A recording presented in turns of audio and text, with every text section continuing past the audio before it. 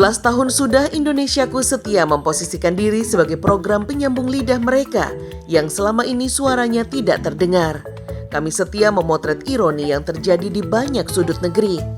Seperti catatan perjalanan kami ke Provinsi Riau yang membuahkan penghargaan jurnalistik Adi Negoro tahun 2012. Kami akan ajak Anda untuk mengingat kembali kisah miris warga di Dusun Sadan, Desa Rantau Langsat, Indragiri Hulu, Provinsi Riau.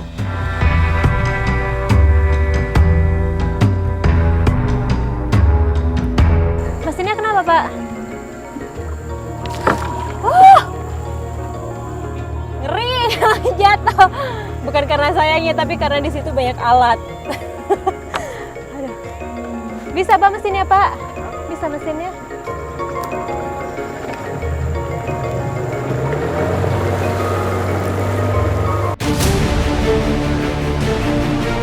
Jauh di tengah belantara hutan kawasan Taman Nasional Bukit 30, puluhan anak-anak suku Talang Mama tengah berjuang keras melawan kuatnya gelombang Sungai Gangsal demi mendapatkan pendidikan yang mereka dambakan.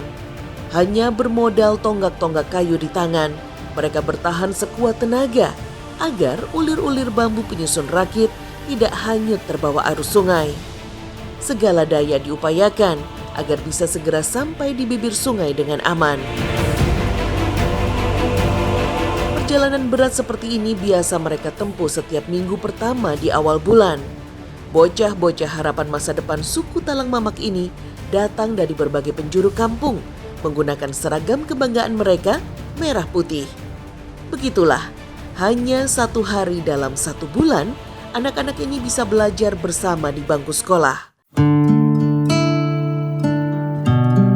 Tidak peduli panas atau hujan deras mengguyur, langkah mereka tetap tegap menuju sekolah yang pembangunannya dilakukan oleh pihak swasta.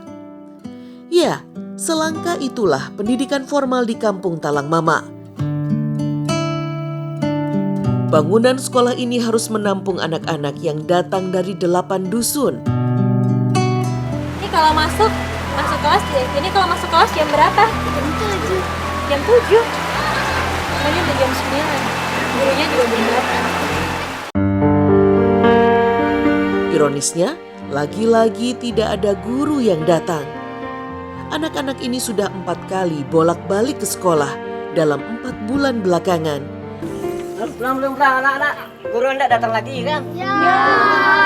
Tapi lagi-lagi, mereka harus kecewa karena gagal belajar bersama sang guru yang sudah berbulan-bulan mereka nantikan. Mau nggak kalau sekolahnya aku yang ngajar? Mau. Ya udah deh Pak, buka pintunya Pak, saya aja yang ngajar. Iya. Ya, faktanya tidak ada guru yang bersedia bertahan mengajar anak-anak Talang Mamak. Para guru yang didatangkan dari kota seringkali pergi tanpa pamit, meninggalkan begitu saja anak-anak didiknya dalam kebingungan. Beginilah ruang kelas anak-anak Talang Mamak, jelas jauh dari kata layak. Hanya ada 1 ruang kelas mungil yang disesaki puluhan siswa. Belasan anak ini duduk di kelas 1 dan 2. 1 orang anak kelas 3 dan 2 orang anak kelas 4. Semuanya terpaksa duduk bersama dan tidak lagi bisa memilih kurikulum yang sesuai dengan jenjang pendidikan mereka. Deh, ini siapa Deh? Bupati. Nah, pemirsa, yang terpenting bukan hanya menghafal siapa nama presiden kita, namun yang terpenting adalah nasib atau masa depan bangsa. Karena masa depan bangsa ada di tangan mereka. Namun, masa depan mereka sendiri pun hingga kini masih belum jelas akan seperti apa. Sungguh mengejutkan. Bertahun-tahun sudah foto presiden dan wakil presiden di era itu terpampang di depan kelas. Tapi tidak ada satupun murid yang mengenali siapa dan apa jabatan orang nomor 1 dan 2 di negeri ini. Foto penguasa negeri ini tidak ubahnya hanya menjadi hiasan dinding semata bagi mereka. Potret miris berikutnya membuat saya tersentak. Ternyata mayoritas anak-anak ini buta aksara. Kelas 3 sudah belajar angka apa belum? Belum. Belum? Belajar huruf? Huruf? Bisa. Bisa nggak huruf? Bisa? Salman dan Sicap misalnya, yang saat itu duduk di kelas 3, mengalami ketertinggalan pendidikan yang sangat jauh. Akibatnya, pola pikir mereka pun ikut tertinggal. Kalau berapa Salman umur berapa? 16 tahun. 16 tahun. Kalau kamu? 17 tahun. 17 tahun. 17 tahun kamu kelas 3, terus Salman 16 tahun kelas 4. Kebalik.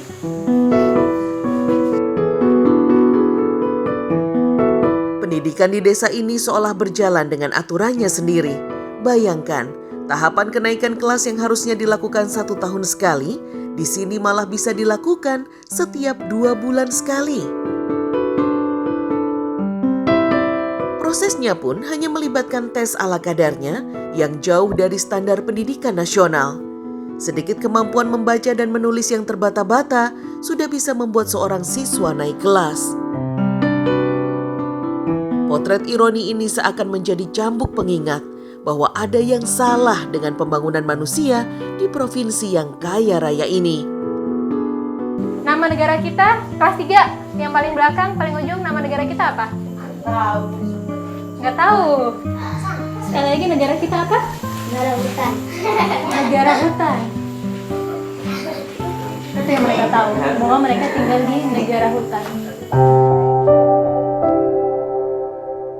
Bahkan kemerdekaan yang telah diproklamirkan puluhan tahun silam, gaungnya pun tidak mampu mereka dengar.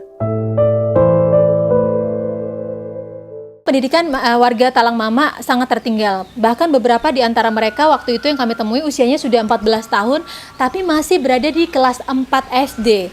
Mereka tidak bisa membaca, di dalam ruangan kelas terpampang ada foto presiden dan juga wakil presiden, dan pada saat saya tanyakan siapa itu, mereka menjawab bahwa itu adalah foto bupati.